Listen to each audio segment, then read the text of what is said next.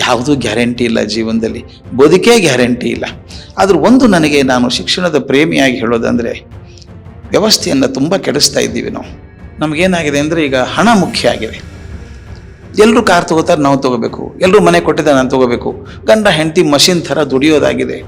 ಆದರೆ ಅವರು ಮರೆತು ಹೋಗೋದೇನು ಅಂದರೆ, ತಮ್ಮಿಂದ ಬಂದಂಥ ಈ ಮಕ್ಕಳು ತಂದೆ ತಾಯಿ ಇದ್ದು ಅನಾಥರಾಗುವಂಥ ಪರಿಸ್ಥಿತಿ ಬಂದಿದೆಯಲ್ಲ.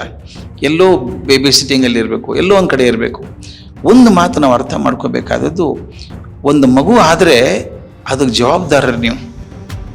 ಆ ಜವಾಬ್ದಾರಿನ ಎಷ್ಟು ಚೆನ್ನಾಗಿ ನಿಭಾಯಿಸ್ತೀರೋ ಅಷ್ಟು ನಿಮ್ಮ ವೈವಾಹಿಕ ಜೀವನ ಚೆನ್ನಾಗಿರುತ್ತೆ. ಮಕ್ಕಳನ್ನು ಹಾಗೆ ಬೆಳೆಸೋಕ್ಕಾಗಲ್ಲ. ನಿಮ್ಮ ಮಗು ಅಲ್ಲ, ಭವಿಷ್ಯದ ನಾಯಕ ಅವನು. ನಾಯಕಿ ಆಗ್ತಾಳಾಕೆ ಪ್ರಪಂಚಕ್ಕೆ. ಅಂಥದ್ದನ್ನು ತಯಾರು ಮಾಡಬೇಕಲ್ಲ ನಾನು. ನನಗೆ 20,000 ಬರ್ತದೆ, 50,000 ಸಂಬಳ ಬರ್ತದೆ ಅಂತ ಹೇಳಿ ಆ ಜೀವ, ಅದು ಮಗು ಅಂದರೆ ಜೀವ. ಅದು ಆ ಜೀವಕ್ಕೆ ಏನೇನು ತುಡಿತಾ ಇದೆ, ಸಾಧನೆ ಮಾಡಬೇಕು ಅಂತ ಮನಸ್ಸಿದೆ. ಅದಕ್ಕೆ ನಾನು ಬೆನ್ನೆಲುಬಾಗಿ ನಿಲ್ಕೊಳ್ಳದೆ ಹೋದರೆ ನಾನು ತಾಯಿಯಾಗಿ ತಂದೆ ಆಗಿಲ್ಲ, ನನ್ನ ಕರ್ತವ್ಯದಲ್ಲಿ ಸೋತಿದ್ದೀನಿ ಅಂತ ಅರ್ಥ. ನಾನು ಎಷ್ಟೇ ಕೆಲಸ ಮಾಡ್ತಿರ್ಬೋದು, ಆ ಮಗುಗೋಸ್ಕರ ಟೈಮ್ ಕೊಡಬೇಕು ನಾನು. ಪ್ರಪಂಚದ ಯಾವುದೇ ವಿಶ್ವವಿದ್ಯಾಲಯ ಆಗಲಿ ಅಪ್ಪ ಅಮ್ಮ ಕೊಡದೇ ಇರೋದನ್ನು ಕೊಡೋಕ್ಕೆ ಸಾಧ್ಯ ಇಲ್ಲ. ಅಪ್ಪ ಅಮ್ಮ ಗುಡಿಸಲಲ್ಲೇ ಇರ್ಬೋದು, ಆದರೆ even Harvard cannot teach what the parents cannot teach. ಮತ್ತು ಇನ್ನೊಂದು, ಟೆಕ್ನಾಲಜಿನ ನಾವು ಸರಿಯಾಗಿ ಬಳಸ್ಕೋತಾ ಇಲ್ಲ. ಮುಖ್ಯವಾಗಿ ಹೇಳಬೇಕಾದ್ರೆ ಈ ಫೇಸ್ಬುಕ್ ಹುಚ್ಚಿದೆ ನಾವು ಭಾಳ.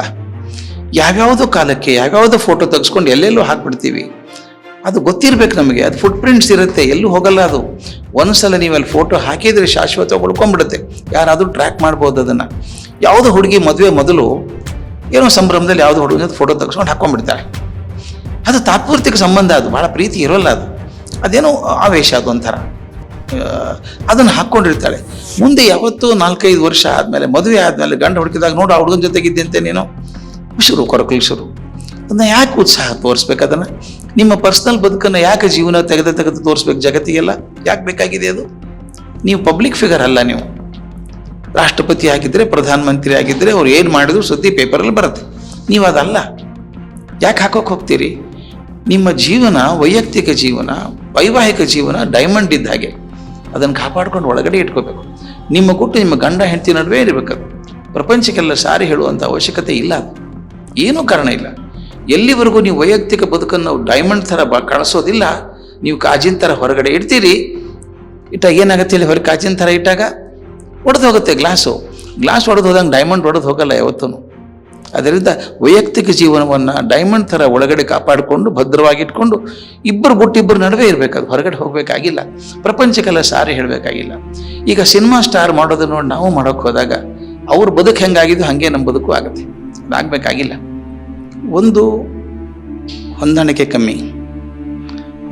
ಕಮ್ಮಿ ಆಗೋದಕ್ಕೆ ನನ್ನ ಅಹಂಕಾರಗಳು ಅಡ್ಡ ಬರ್ತದೆ. ನಾನು ಸರಿ ಅಂತ ಬರುತ್ತೆ.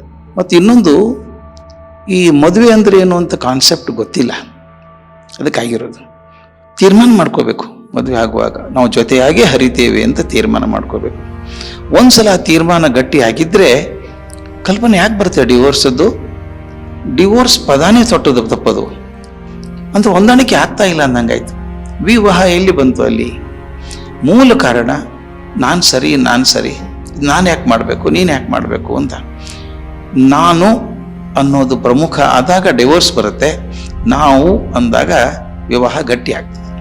ಈಗ ಏನಾಗಿದೆ ಗೊತ್ತಾ? ಮೊಬೈಲ್ ಬಂದದ್ದು, ನಾವು ಸಣ್ಣವ್ರದಾಗ ಹಾಡು ಕೇಳ್ತಿದ್ವಿ, ನನ್ನೇ ಮುನ್ನೆ ಬಚ್ಚೆ ತೇರಿ ಮುಟ್ಟಿ ಮೇ ಕ್ಯಾ ಹೇ ಅಂತ. ಈಗ ಇಡೀ ಜಗತ್ತೇ ನನ್ನ ಕೈಯಲ್ಲಿ ಬಂದ್ಬಿಟ್ಟಿದೆ. ಮೊಬೈಲ್ ಒಂದಿದ್ರೆ ಸಾಕು, ಇನ್ನೇನೂ ಬೇಕಿಲ್ಲ ಅನ್ನೋಷ್ಟರ ಮಟ್ಟಿಗೆ ಬಂದಿದೆ. ನಾನು ಮೊನ್ನೆ ಅಮೇರಿಕಾದಲ್ಲಿದ್ದಾಗ ಹುಡುಗ ಹೇಳ್ತಿದ್ದ, I can leave my wife but I can't leave my mobile ಅಂತ. ಅಂದರೆ ಮೊಬೈಲ್ ಬಹಳ ಮುಖ್ಯ ಆಯ್ತು ಆತನಿಗೆ. ಇವೆಲ್ಲ ವಸ್ತುಗಳೇ. ಮತ್ತೆ ನಾನು ಅಲ್ಲಿಗೆ ಬರಬೇಕು. ವಸ್ತು ಬೇರೆ, ಜೀವ ಬೇರೆ. ಎಂಥ ಒಳ್ಳೆ ಮೊಬೈಲ್ ತಗೊಳ್ಳಿ, ನೀವು ಒಳ್ಳೆ ಕಾರ್ ತಗೊಳ್ಳಿ, 3 ವರ್ಷ ಆದ್ಮೇಲೆ ಸಾಕು ಅನ್ಸ್ಬಿಡುತ್ತೆ. ಚೇಂಜ್ ಮಾಡೋಣ, ಕಾರ್ ಸಾಕು, ಮೊಬೈಲ್ ಚೇಂಜ್ ಮಾಡೋಣ ಅನ್ಸುತ್ತೆ. ಅದು ಪ್ರೀತಿ ಹಾಗಲ್ಲ. ಪ್ರೀತಿ ಇದ್ರೆ 80 ವರ್ಷ ಆದರೂ ಸಂಭ್ರಮದಿಂದ ಬದುಕಿದವ್ರನ್ನ ಕಂಡಿದ್ದೇನೆ ನಾನು.